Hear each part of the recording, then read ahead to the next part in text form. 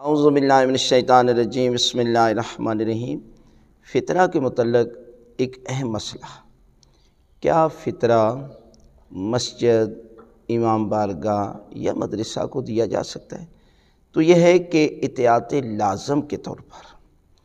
یہ ہے کہ آپ مسجد، امام بارگاہ اور مدرسہ کو فطرہ نہ دیں،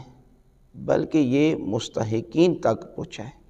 اس لیے کہ اس کی تاکید اور اس کی اہمیت اور اس کی فضیلت یہ ہے کہ آپ جو ہے وہ غریب مومنین کو فطرہ دیں، اور اس سے بھی زیادہ اہمیت یہ ہے کہ آپ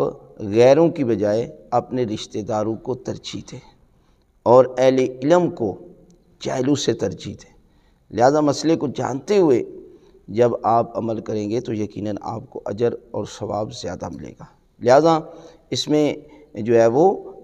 بہتر یہ ہے کہ آپ مومنین پر فطرہ جو ہے وہ خرچ کریں، ان کی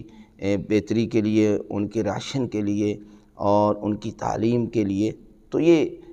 زیادہ جو ہے وہ اہمیت رکھتا ہے۔